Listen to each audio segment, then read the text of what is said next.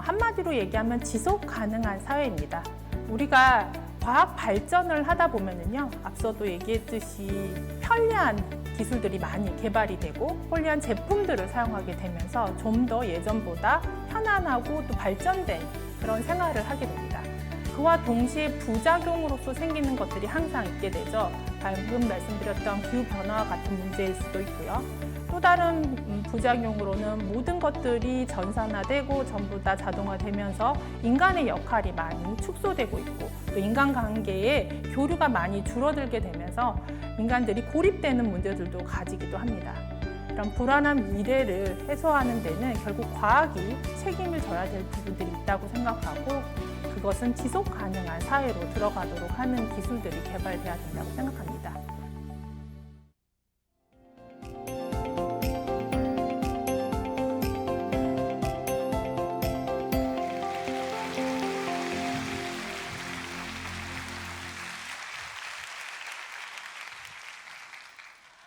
안녕하세요. 앞에 있는 응원단 공연 재밌게 잘 보셨나요? 네. 이 뜨거워진 열기를 제가 이어갈 수 있기를 바라면서 먼저 소개하겠습니다. 저는 서울대학교 화학부에 있는 황윤정이고 오늘 저는 여러분들과 함께 탄소 중립을 위한 화학의 도전이라는 주제로 같이 이야기를 나눠보려고 합니다.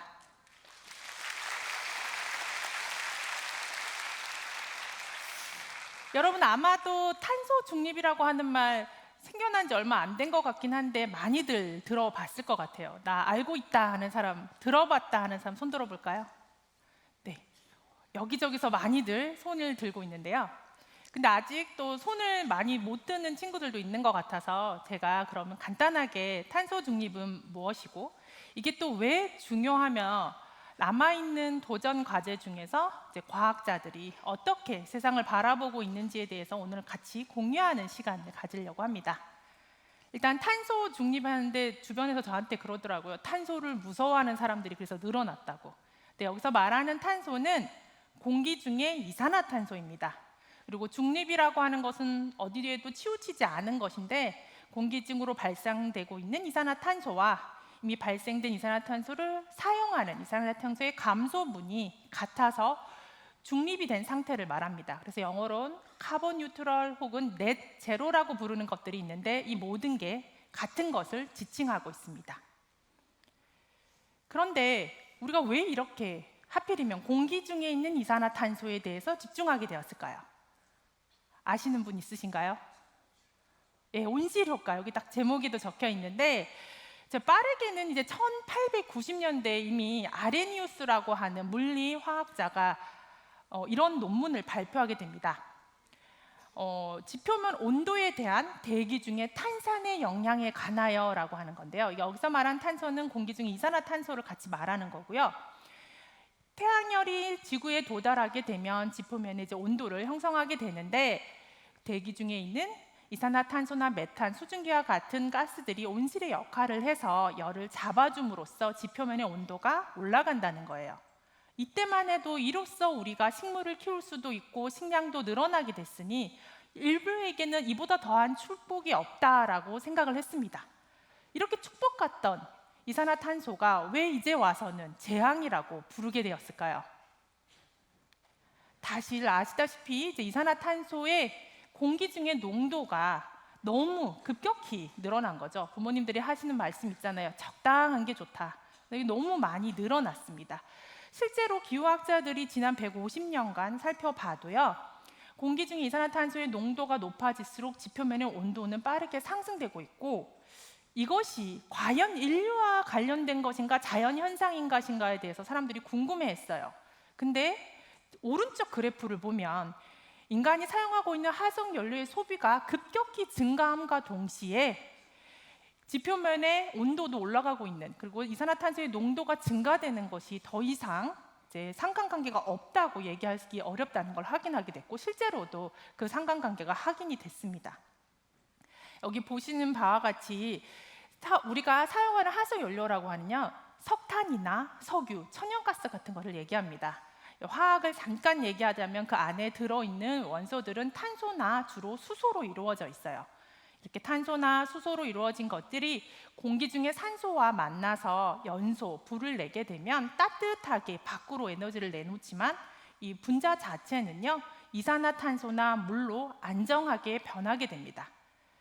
화학의 분자들은 각각 고유의 에너지를 가지고 있는데 이 에너지가 내부에 축적됐다가 외부로 나올 때 우리 인류는 이걸 에너지로 활용하게 된 거죠. 대신에 그 부산물로 유익한 것을 얻은 대신에 이산화탄소가 공기 중에 배출되는 것을 막을 수는 없었던 겁니다. 근데 우리가 어떻게 하다가 이런 최근 150년간에 이 화석연료를 많이 사용하게 됐죠? 제가 여기 블랙박스로 돼 있는데 한번 대답하실 분 손들어 주실까요?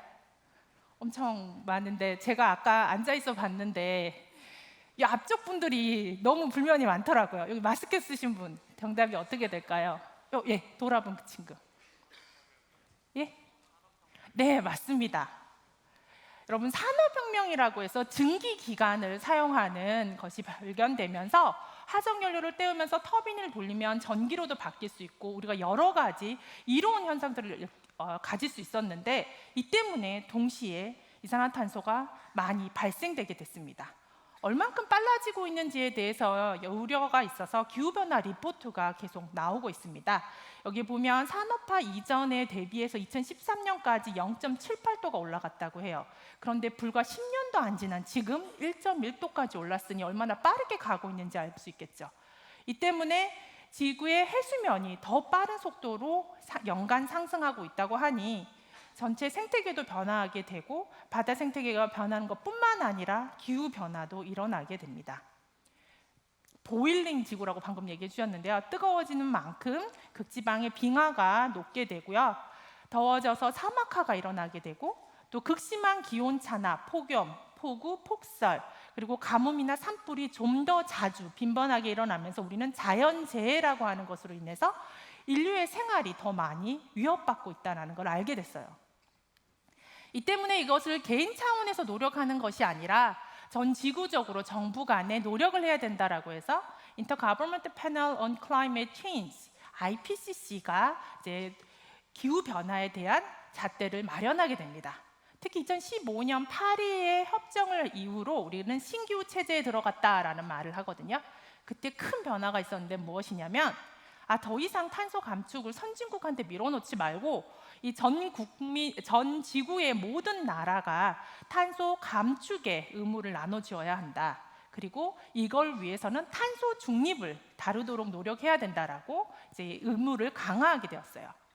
여기서 우리나라는 아주 큰 변화를 겪게 되는데 개발도상국이었기 때문에 탄소를 배출에 대해서 크게 생각하지 않아도 되는 상황에서 갑작스럽게 2050년까지 탄소 중립을 대책을 마련해야 하는 상황으로 대책 마련이 시급해졌습니다. 자, 이렇게 됐는데 우리나라 탄소 배출량이 적을까요? 많을까요? 네, 많아요. 실제로 우리나라는 상위 10개국 안에 들어가 있습니다. 그래서 전체 배출량으로도 그렇고요. 국민 1인당 배출량으로도 상위 10위 안에 들어있기 때문에 더 이상 우리가 조금 배출한다라고 말할 수 있는 여지가 없어요. 뿐만 아니라 오른쪽에서 보듯이 증가 속도 또한 빠르게 증가하고 있습니다. 따라서 그걸 줄여야 되는데 왜 우리나라가 이렇게 탄소 배출이 많이 될까? 이제 국민들이 에어컨도 많이 틀고 난방도 많이 해서 그럴까? 물론 그런 부분이 문제라면 우리가 절약을 해서 배출량을 줄일 수는 있지만 그것보다 더 근본적인 문제는 앞서 말씀드렸듯이 산업과 이산화탄소의 발생은 항상 연결되어 있다는 거예요.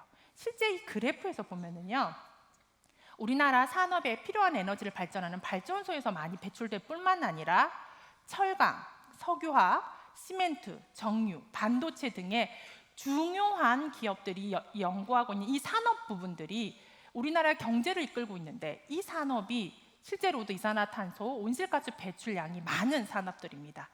따라서 단순히 그냥 중립을 달성하자 이러면 당연히 경제 성장에 큰 이제 어려움이 생기겠죠.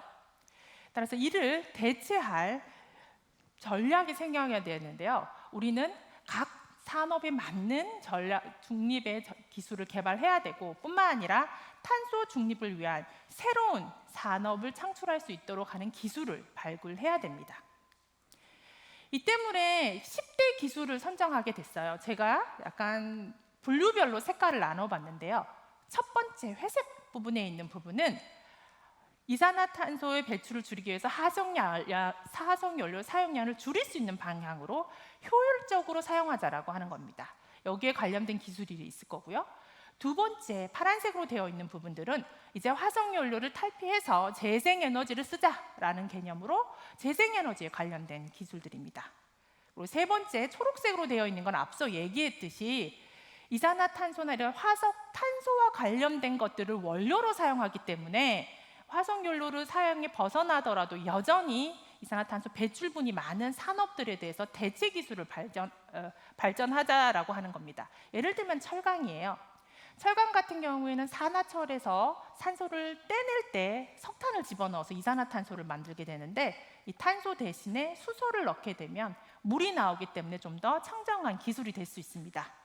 답은 정해져 있지만 난이도가 높은 기술이기 때문에 계속적으로 사람들이 노력을 하고 있죠.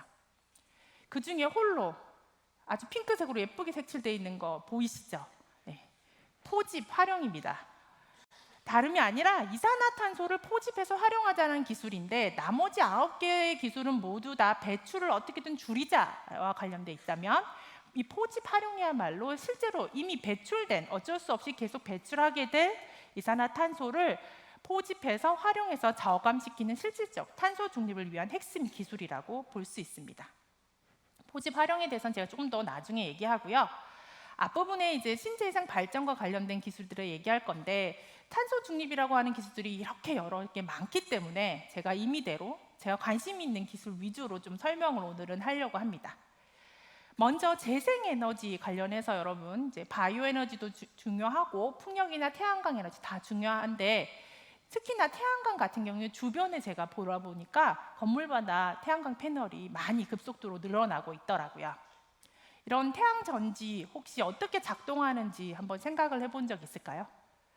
일단 이 안에는요 반도체라고 하는 물질이 들어가 있어요. 이 반도체라고 하는 물질은 빛을 받으면요 낮은 에너지 상태에 있는 전자를 위쪽으로 올리면서 에너지를 축적시켰다가 나중에 전기 에너지로 바꿀 수 있게 돼요. 근데 지금 태양전지에 주로 어떤 원소가 주로 쓰여져 있는지 아시나요? 어디서 들린 것 같아요. 네, 실리콘입니다. 그러니까 우리가 실리콘 태양전지가 가장 많이 쓰이고 있는데 현재 중국에서 대량 생산을 많이 하는 기술들을 보유하고 있어서 앞으로 패널이 더 늘어나게 될 때 경제의 새로운 신창출의 이익을 가질 수 있을 것이라고 기대하고 있어요. 이에 못지않게 우리도 대비를 해야겠죠. 그러기 위해서 더 고효율의 더 좋은 태양전지를 만들기 위한 노력으로 첫 번째는 이 반도체 소재의 합성 새로운 기술의 발굴이 필요합니다.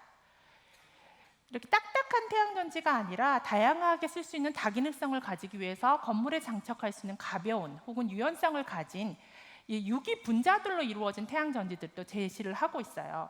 그러면 가벼운 탄소 화합물들이 에너지 준위를 조절할 수 있는 합성 기술들도 개발하고 이로부터 전력을 생산할 수 있게 되는 거죠. 또한 우리나라 연구자들이 아주 강력한 연구 기술을 보유하고 있는 페로브스카이트 태양전지라고 하는 부분이 있습니다. 이 페로브스카이트라고 하는 특별 구조에서 빛을 잘 흡수하고 또 전력을 잘 생산하는데요. 실제로도 최근에 실리콘 태양전지 위에 페로브스카이트를 적층해서 쌓으면 태양빛을 더 잘 효율해서 더 고효율의 태양전지를 만들 수 있다라고 해서 제품화를 위해서 노력하고 있습니다.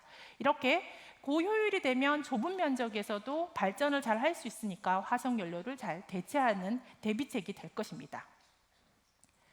그런데 그뿐만 아니라 이렇게 발전되고 나면은요 화석연료를 대체해서 우리가 들고 다닐 수 있는 에너지 저장체가 필요해요.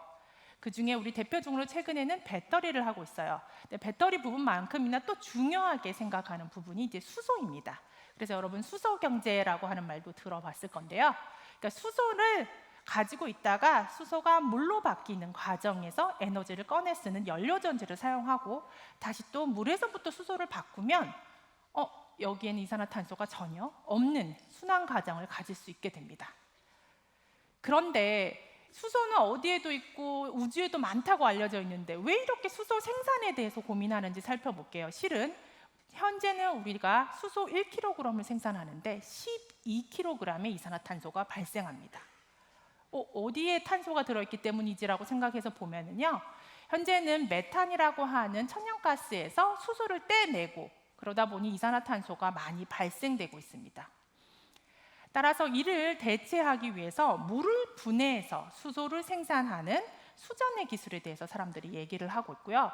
이런 거는 저희가 학생 때 저도 실험을 해본 것 같아요. 이렇게 전극 2개를 꽂고 배터리를 꼽으면 수소랑 산소랑 나오는 기체의 양이 2대1이 되나 이렇게 확인했던 실험이에요.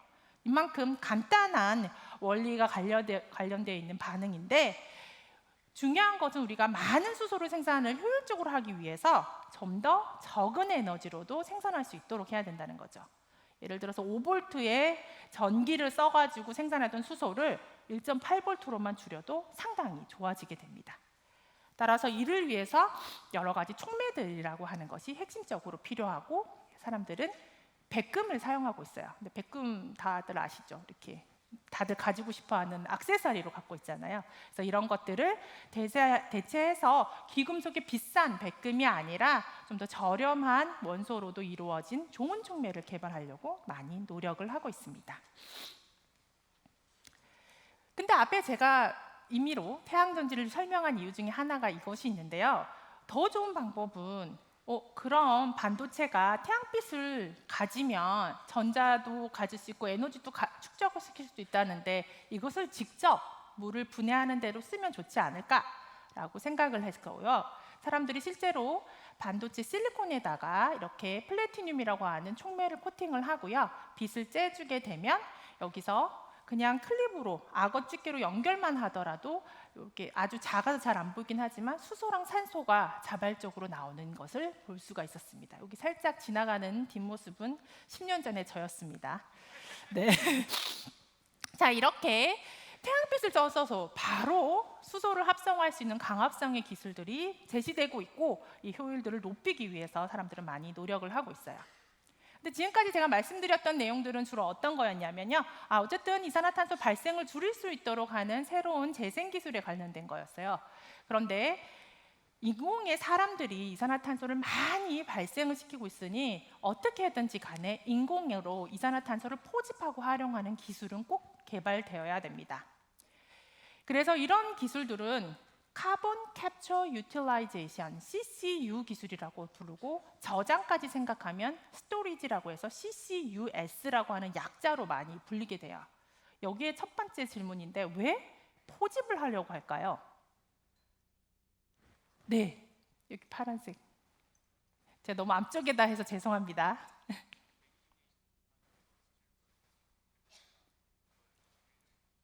네. 작은 목소리라서 제가 잘 안 들리지만 한 가지 제가 말씀드리려면, 대답은 감사하고요. 이렇게 이산화탄소가 실은 공기 중에 막 돌아다니는 거예요. 기체로 있기 때문에 이게 물처럼 저희가 그냥 갖다 쓰는 게 아니라 어떻게든 잡아와야 됩니다. 그래서 포집을 해야 되는데, 앞서 제가 잠깐 얘기했듯이 이산화탄소는 물에 녹으면 탄산이 돼요. 그래서 산성이라고 하는 성질을 가지고 있기 때문에 포집하려고 염기성의 물질들을 잘 합성해서 포집하는 기술도 많이 개발을 하고 있습니다. 자, 그런데 포집으로 끝나면 안 되죠. 이게 그대로 불안하게 있으면 안 되고 활용을 할 수 있어야 됩니다. 그래서 활용의 방향으로는 우리가 다시 화석연료를 대체해서 이산화탄소로부터 연료를 만들 수 있다면 가장 이상적이죠. 두 번째 순환 구조로서는 화학 물질입니다. 그래서 우리가 이산화탄소로부터 플라스틱을 합성할 수 있다면 이 또한 좋은 방향이 될 거예요. 그리고 세 번째, 이산화탄소에 배출이 많다고 했던 시멘트를 이 이산화탄소로부터 전환해서 만들게 되면 또 순환 구조로 인해서 우리가 많이 이제 저감의 효과를 누릴 수 있다라고 해서 여러 방향으로 사람들이 시도를 하고 있습니다. 탄소를 배출시키는 여러 가지 산업이 있듯이 탄소 배출된 것을 활용할 때도 여러 가지의 전략을 취해야 된다는 게 기본입니다. 이런 CCUS, 그런데 잘 살펴보면 지금 당장 그걸로 이윤을 창출하고 있다는 산업들을 잘 보기가 어려워요. 그래서 이게 진짜 가능하냐라고 저한테 많이들 물어보는데 저도 잘 모르겠습니다. 그런데 국제에너지기구에서 전망하기로는요, 이러한 CCUS 기술이 2050년까지 전 세계 이산화탄소 감축량의 15%나 감축을 해야 된다고 합니다.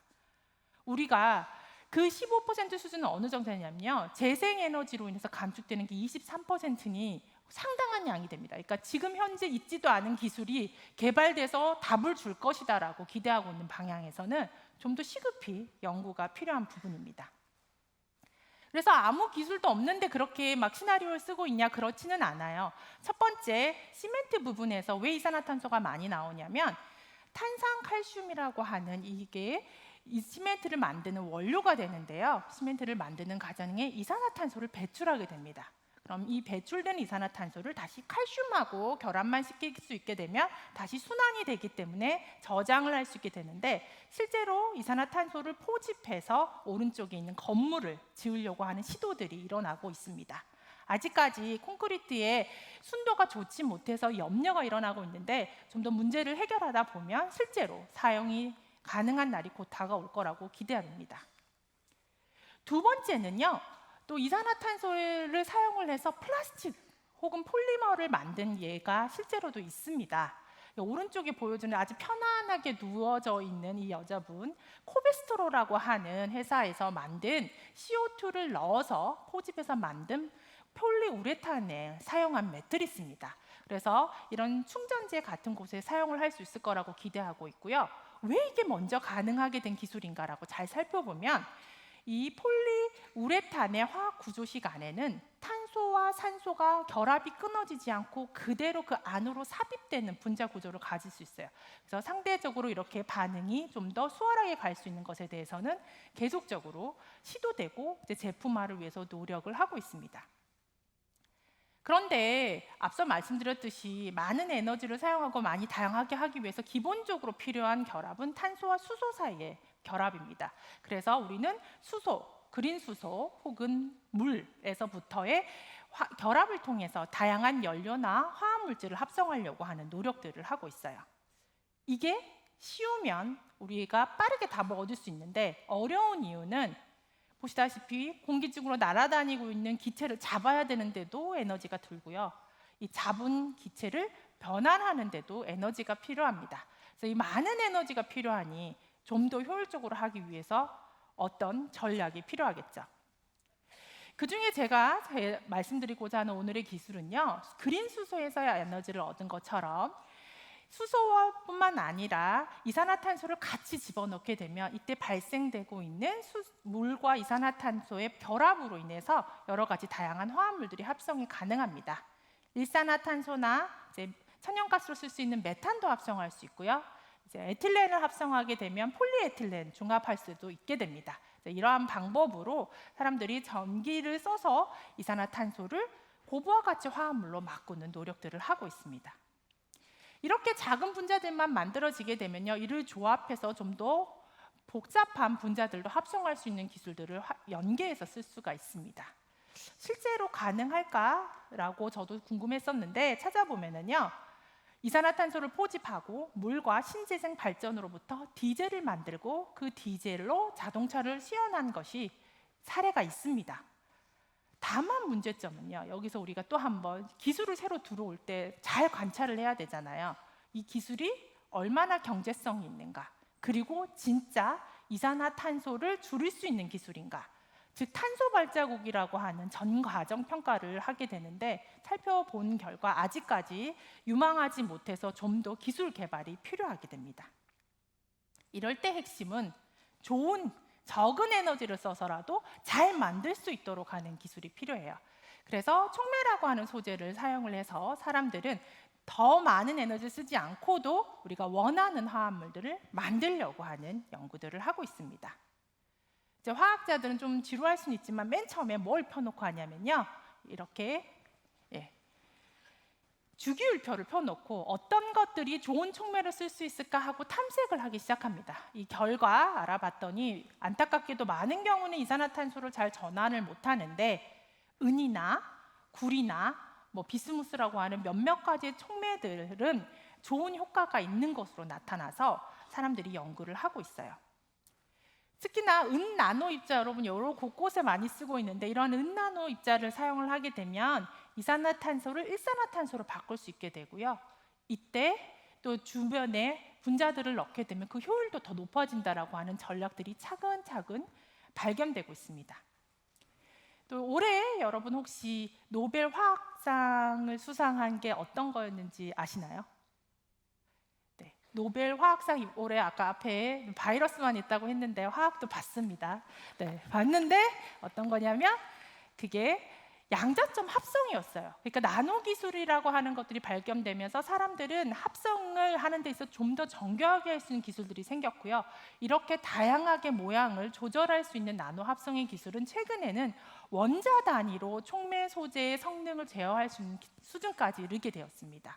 특히 분석 기술이 같이 발전되면서 어떤 것들이 좋고 어떤 것들이 나쁜지에 대한 데이터들을 잘 쌓을 수 있게 된 거죠. 앞서 첫 번째 박건웅 교수님 말씀처럼 좋은 데이터들이 잘 모여서 AI로 예측도 하고요. 또 좋은 합성 기술의 발견으로 촉매를 좀 더 다양하게 시도를 하면서 좋은 촉매를 발견하려는 노력들이 계속 시도되고 있습니다. 그러나 역시 데이터가 오류가 나면 안 되죠. 정확한 자료들을 잘 얻기 위해서는 기본적인 화학의 원리에서 어떻게 돼야 되는지를 알아야 되는데, 다행스럽게도 지난 10년, 20년간의 연구를 통해서 사람들이 확실하게 알게 된 한 가지, 금속 촉매 표면 위에 탄소가 먼저 붙느냐 산소가 먼저 붙느냐 이런 원자의 단위의 작은 움직임이 최종의 생성물을 바꾼다는 것도 알게 됐고요. 이것이 얼마나 강하게 붙어 있냐에 따라서 내가 원하는 화합물을 어떻게 바꿀 수 있냐는 한 원리는 알게 됐습니다. 그래서 이걸 조절하기 위한 연구들을 더 많이 하고 있고요. 이 조절하는 단계에서 잘 관찰하는 것들이 필요하기 때문에 표면을 관찰하는 분석 기술과 함께 이해를 하는 노력들을 하고 있습니다. 여기 보시는 분도 에텔 교수님도 표면과학을 연구하셔서 노벨상을 받으셨었는데요. 여러분 잘 알고 있는 암모니아 생산이라든가 연료전지에 있어서 중요한 촉매의 역할에 대해서 규명을 하신 바가 있습니다. 이렇게 제가 말씀을 드렸듯이 아주 저희에게 아직 어려운 과정이지만 화학자 여러분들의 많은 과학자들의 노력으로 문제를 해결한 사례는 우린 1900년대 초반에서도 찾을 수가 있습니다. 그때 당시에 가장 큰 이슈는 사람을 많이, 인구가 늘어날 수 있도록 식량을 많이 확보하는 거였어요.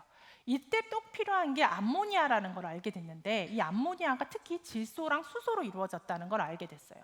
근데 공기 중에 질소 이렇게 많은데 어떻게 바꿀까?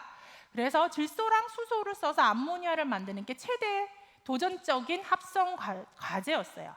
그래서 여기 제가 이렇게 표시되어 있는 분들은 다 노벨상을 받으신 분들인데 긴급히 넣었습니다. 네, 첫 번째 분이 처리될 것 같다라고 했어요. 그랬는데 그 다음 실험을 해보니까 재현이 안 되는 거예요. 여러분 실험하다 보면 재현 안 되는 경우 많거든요. 그래서 특허를 철회하게 됩니다. 두 번째 분이 다시 실험을 했어요. 근데 조금밖에 나오지가 않는 거예요. 그래서 너른스트라고 하는 과학자는 이거는 상업성이 없어서 그만해야 된다라고 얘기를 합니다. 근데 그 사이에 르사틀리에라고 하는, 여러분이 르사틀리에 원리라고도 배우는 건데요. 잘 조정을 하면 생산량을 늘릴 수 있다는 원리를 발견하게 되고 실험을 합니다. 근데 이게 200기압에서 하다 보니까 사고로 좀 위험한 상황이 돼요. 그러다 보니 나는 위험해서 더 이상 실험을 못하겠다라고 포기를 하죠. 그런데 하버 보시라고 하는 화학자들은 끝까지 1000가지 이상이 되는 촉매를 계속적으로 탐색하고 화학 공정을 개발함으로써 오늘날에 우리가 인공적으로 암모니아를 합성하는 하버 보시법을 만들게 되었습니다. 이렇게 차근차근 그리고 최종에 발견했더니 첫 번째 그 철이 답이었어요. 이렇게 처음에는 아닌 줄 알았고 어렵다고 생각했던 것들도 지식이 쌓이고 노력이 닿으면 어려운 난제도 해결을 하는 경우가 많이 있습니다. 이처럼 우리가 재생에너지에 대비해서 앞으로 우리가 중립을 달성하는 이런 기술들의 개발에서는 아주 중요한 난제들이 있는데, 이런 CCUS와 같은 기술들을 개발하는 것은 쉽지는 않을 것 같습니다. 왜냐하면 우리가 보통 자연에서 유효한 화합물들을 얻는 과정에는요, 태양의 빛에 물과 수소가 들어가서 광합성을 하고 그게 석탄, 석유가 될 때까지 수만 년의 시간이 걸리거든요. 이렇게 긴 시간에 걸리는 반응을 우리가 실시간에 쓸 수 있도록 하는 시스템을 꾸미려고 하는 거라서 아주 어려운데, 이것을 그래도 난제이지만 해결할 수 있는 방향들이 차근차근 데이터들이 쌓이고 있고 노력이 쌓이고 있으니 우리가 긍정적으로 좀 바라볼 수 있지 않을까 생각합니다. 그래서 미래의 지구를 구할 미래 화학 기술을 여러분들께 소개하여 드렸고 많은 관심과 함께 같이 노력하는 시간이 되었으면 좋겠습니다. 네, 경청해 주셔서 감사합니다.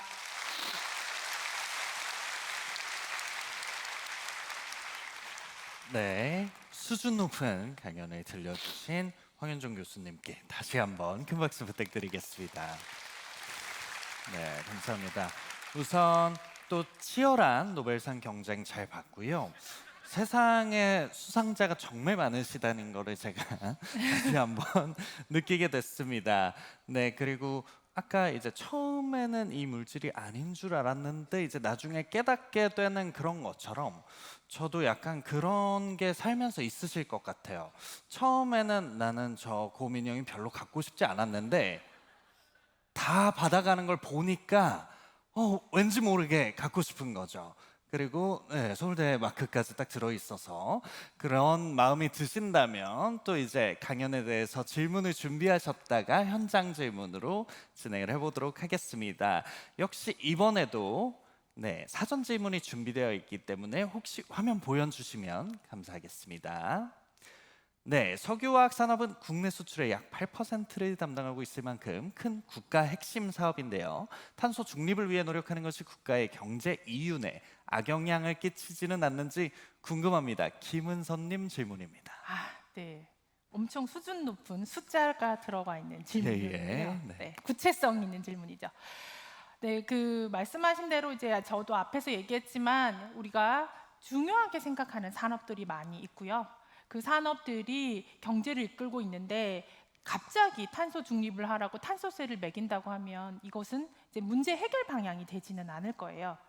그래서 석유화학 같은 반드시 그 화석 원료로만 써야 얻어지는 제품을 얻는 이런 산업에서는 이제 화석 연료를 사용을 하지만 대체적으로 바이오에너지라든가 혹은 바이오매스라든가 혹은 그 이산화탄소를 직접 전환하려고 하는 노력들을 꾸준히 많이 하고 있습니다. 실제로 국내에서도 이산화탄소를 직접 활용을 해서 화합물질을 만드는 것들을 많이 관심을 가지고 있어요. 제가 오늘은 제가 하고 있는 부분에 대해서 소개를 드렸지만 미생물을 키워서 만드는 방법들도 사용을 하고 있고요. 또 다른 제품 방법으로도 하고 있는데 이렇게 되는 게 우리나라만 필요한 기술은 아니잖아요. 전 세계적으로 다 필요한 기술이기 때문에 똘똘한 기술을 빨리 개발을 하게 되면 우리가 그 기술력을 가지고 다른 나라에도 우리가 물건을 팔 수 있기 때문에 오히려 기회의 시간이 또 될 수가 있다라고 생각을 합니다.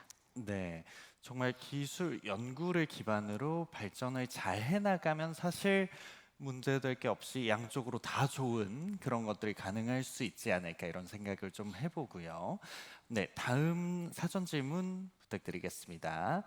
자연적인 이산화탄소 고정은 식물의 광합성으로만 가능하다고 배웠습니다. 따라서 탄소 중립의 광합성이 필요한데 인간이 광합성을 할 수 있는 방법은 없을까요? 라고 박보은님이 여러분 많이들 하시지 않나요? 이제 나가서 이제 햇빛에 누워 있으시고 제가 먹고 석탄을 내놓으면 제일 좋겠네요.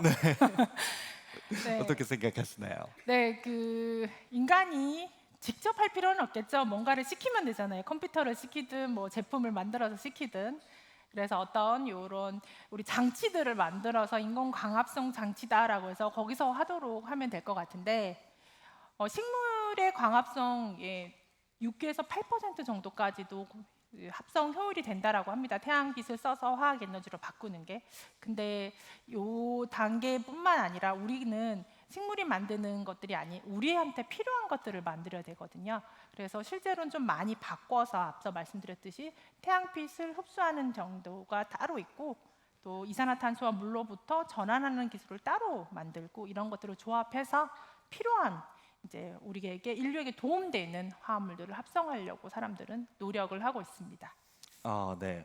어떻게 보면 굉장히 창의적이고 교수님이 답변하기 어려울 수 있는 질문이었는데 굉장히 잘 해주셨습니다. 제가 한 가지 더 말씀을 드리면, 근데 아주 좋은 접근이고요. 그래서 미생물한테 유전자를 조작해서요. 광합성을 할 수 없었던 이 미생물이 광합성을 할 수 있도록 만들려고 하는 노력들도 하고 있습니다. 그렇군요. 네, 사람만 아니면 되죠. 네네. 네, 알겠습니다. 좋은 답변 감사드리고요. 또 사전 질문 하나 더 보여주시면 감사하겠습니다. 이산화탄소 전환 반응의 촉매로 고려되고 있는 후보들의 연구 현황이 궁금합니다. 윤지윤님 질문입니다. 네, 좀 구체적인 부분이었긴 한데 촉매 소재 중에 제일 그래도 이산화탄소 전환에서 가장 많이 각광받는 소재는 구리입니다. 너무나도 천만다행으로 금이나 백금처럼 이리듐이나 이런 것처럼 비싸지 않아서 너무 다행이고요. 또 매장량이 그렇게 적지 않아서 다행입니다. 그래서 구리라고 하는 촉매를 잘 활용해서 좀 더 잘 만들 수 있도록 사람들이 많이 노력을 하고 있습니다. 아, 네. 정말 구리여서 약간 다행인 것 같네요. 놀라서 다행입니다. 네, 연구를 잘 할 수 있을 것 같습니다.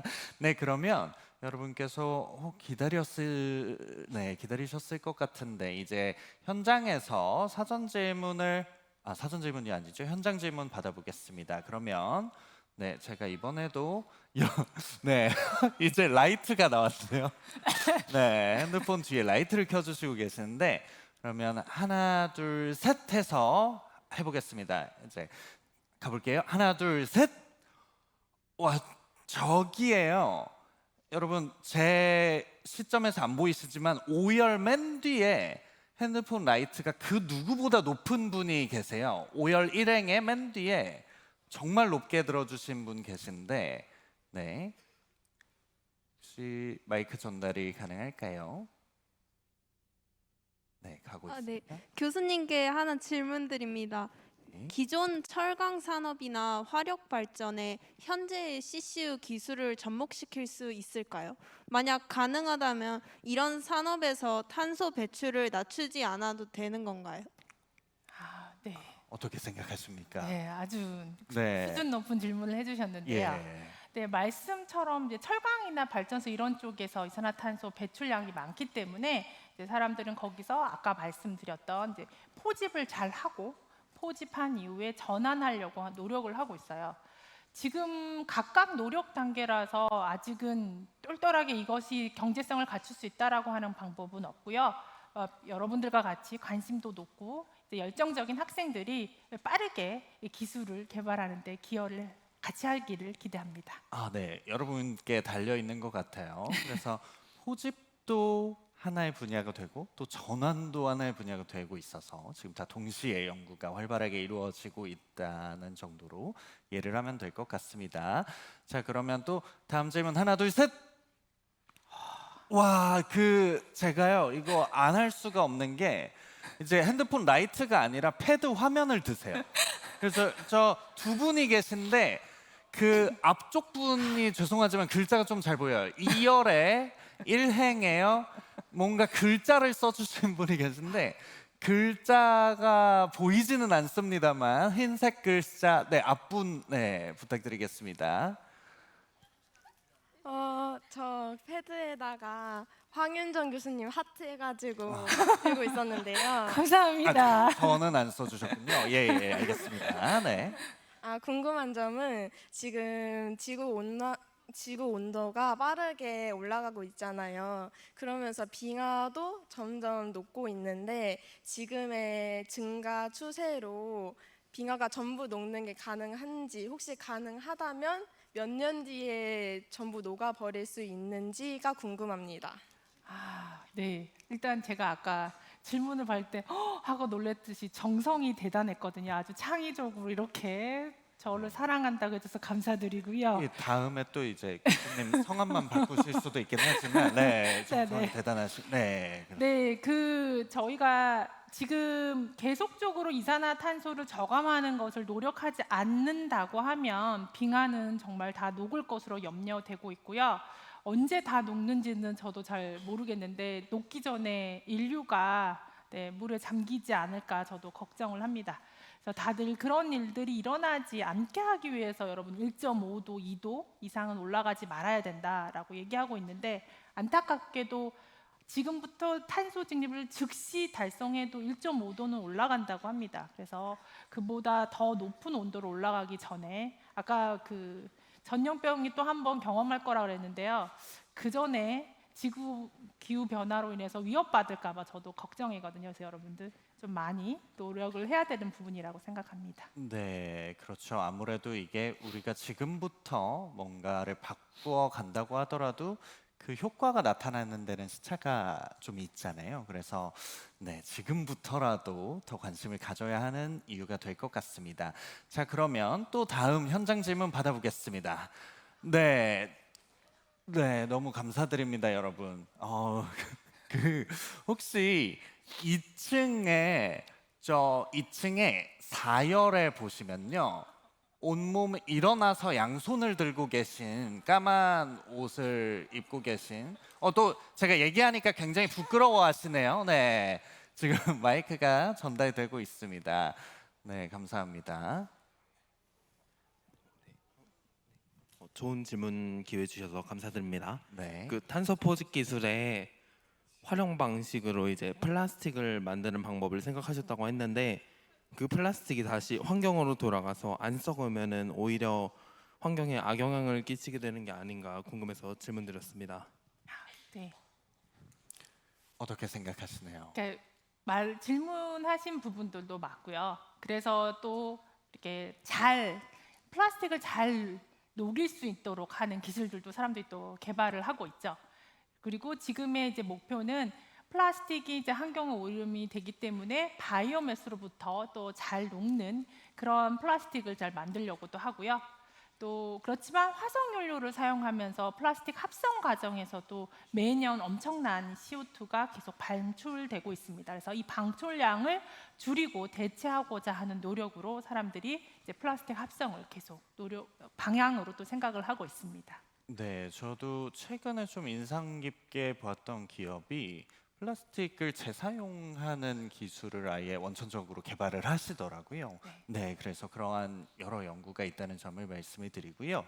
또 저희가 아직 시간이 있어서 다음 현장 질문 네, 네, 감사합니다. 하나, 둘, 셋 해서 보면요, 정말 맨 앞에 계신데요. 네, 이쪽 1열에 맨 앞에서 두 번째 줄. 네, 패드 들어주신 선생님. 네. 네, 안녕하세요. 교수님 강연을 일단 정말 감명 깊게 잘 들었습니다.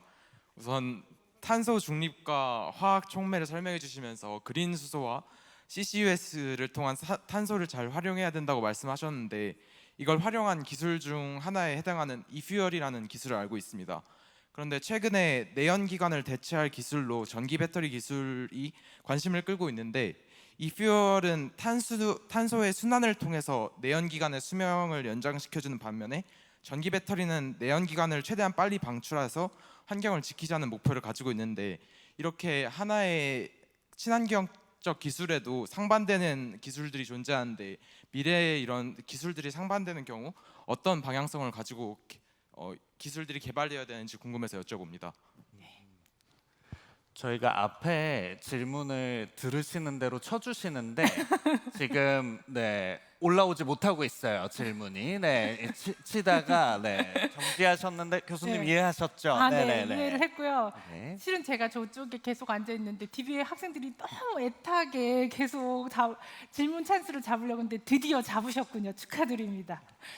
네, 질문을 해준 거를 짧게 얘기를 하면 제가 말씀드렸던 CCUS 기술처럼 이산화탄소를 전환해서 사용하는 기술들도 이제 우리가 깨끗해질 수 있는 탄소 중립 기술이라고 얘기를 하지만 배터리를 사용을 해서 아직 탄소나 이런 것들을 태우지 않는 기술로 가는 게 더 좋지 않느냐라고 얘기하는 부분들도 있는데 이렇게 하나의 목표를 위해서 두 가지로 상충되면 어떻게 되냐라고 얘기를 해줬잖아요. 근데 잘 보면은요, 저희가 편리한 기술들을 쓰고 있는 데는 단 한 가지 방법으로만 기술이 다 개발되어 있지는 않습니다. 여러 가지 방향으로 다 사용을 하고 있고요. 또 특히 배터리라고 하는 것도 지금은 다 좋은 장점들이 있지만 또 배터리도 이게 처리해야 되는 문제점에 환경에 오염되는 부분들 그리고 배터리 생산에 또 이산화탄소가 많이 배출되고 있는 점들의 문제점을 안고 있어서 하나의 기술이 모든 답을 다 해줄 거라고 기대하기는 어렵습니다. 그래서 서로 균형 맞추게 단점과 장점을 보완해 가면서 탄소 저감을 위해서는 이 기술을 또 또 편리성을 위해서는 배터리를 또 같이 사용하는 기술들이 필요하다고 저는 생각합니다. 아, 네. 너무 맞는 말씀을 해주신 것 같습니다. 우리가 다 트레이드 오프라 그러잖아요. 하나의 기술이 모든 점을 다 좋게 하기는 사실은 어려울 수 있기 때문에 저감을 위해서 노력하는 게 중요하다는 말씀 해주셨고요. 그럼 저희 현장에서 마지막 질문 하나만 받아보겠습니다. 네, 네. 감사합니다. 호응 너무 감사드리고요. 저기 이번에 사실 제가 아까부터 보였는데 질문 시간이 아닐 때 일렬에 초록색 글자 들고 계신 분이 그 교수님 그냥 말씀하시는 동안 질문 시간이 아닌데 계속 들고 계셨어요. 저 일어나 계신 일렬의 일행 분께 혹시 마이크 전달 가능하실까요? 질문 기회 주셔서 너무 감사합니다. 제가 평소에도 좀 궁금했던 게 있었는데 일단 신재생 에너지를 요즘 많이 언급을 하잖아요. 근데 신재생 에너지를 신에너지와 재생 에너지로 구분을 하는데 신에너지 안에는 탄소 배출이 여전히 되는 그런 에너지 발전 방식도 있는 걸로 알고 있습니다. 근데 왜 탄소 중립 방향법으로 항상 재생 에너지뿐만 아닌 신에너지도 언급이 되는지 궁금해서 여쭤봅니다. 네, 네. 길게 준비해 주셨어요. 이번에도. 네. 네. 신재생 에너지라고 할 때 이제 신에너지, 재생 에너지가 어떻게 보면 이제 우리가 정책을 수립하는 데 있어서 분류를 해놨다라고 보면 될 것 같아요. 그런데 탄소 배출을 하고 있는 에너지도 왜 우리가 고민을 하느냐라고 얘기하면 아까 잠깐 얘기하다 말았었는데요. 기술을 평가를 할 때 우리는 경제성 평가라는 거하고 전과정 평가라는 거를 해요. 탄소 발전국이라고도 하는 건데요. 그럼 우리는 기존에 있던 기술 대비 새로 개발한 기술이 경제성은 얼만큼이 되며 탄소의 저감 효과는 얼만큼 되겠는가를 얘기합니다. 그래서 발전을 하는 데 있어서도 우리가 대체하고자 하는 화석 연료의 발전소보다도 배출량이 줄어든다고 하면 충분히 저감 효과가 있고요. 그러면서도 경제성을 달성할 수 있다라면 지금 당장의 우선순위가 높아질 수가 있게 됩니다. 네, 감사합니다. 저도 궁금한 질문이었는데 이제 이해했습니다. 아까 사전 질문 선정되신 분들은 로비 안내 데스크에서 신상 굿즈를 잊지 말고 수령해 주시고요. 시간상 현장 질문은 여기까지 받아보도록 하겠습니다. 네, 교수님 혹시 마지막으로 오늘 함께해 주신 소감 부탁드려도 될까요? 네. 저도 이 또한 이 소감이 가장 어려운 저한테 질문인데 네. 저도 생각해 보니까 제가 이렇게 많은 분들 앞에서 발표를 할 수 있는 영광을 가진기를 상상도 못했었거든요. 근데 오늘 또 이렇게 열성적인 학생들과 함께 발표를 할 수 있는 기회를 가지게 돼서 너무 영광이고요. 또 제가 만약에 여기 청주로 와 있었으면 어떤 말을 마지막으로 듣고 싶을까라고 좀 고민도 해봤었는데 제가 만약에 10대, 20대 때 저는 가장 큰 고민이 미래에는 또 오늘의 주제가 미래잖아요. 미래에는 무슨 일이 있을까 이게 항상 많이 고민이 됐었어요. 그래서 제가 그 당시에 되게 어리석게 생각한 게 문제집 답장을 열어보듯이 내 인생의 답을 딱 보고 내가 준비하면 되게 좋겠다라고 생각을 했는데 인생의 답은 없잖아요. 그래서 여러분들 다양하게 변하는 이런 변화하는 시대에 답은 정해져 있지 않으니까 오늘처럼 즐겁게 다양한 경험도 많이 하시고 또 열정적으로 앞으로 시간들을 잘 보내시기를 바라고요. 저 또한 오늘 새로운 경험을 할 수 있도록 해줘서 여러분들께 감사드립니다. 네. 너무 좋은 말씀입니다. 제가 학창 시절에 답안지 보는 걸 상당히 좋아했어서 저도 좋아했어. 네, 저도 지금도 인생에 약간 넘겨볼 수 없을까 항상 그런 생각을 했는데 반성하게 되었습니다. 네, 그러면 수준 높은 강연 해주신 교수님께 이제 박수로 보내드리도록 하겠습니다. 너무 감사합니다. 감사합니다.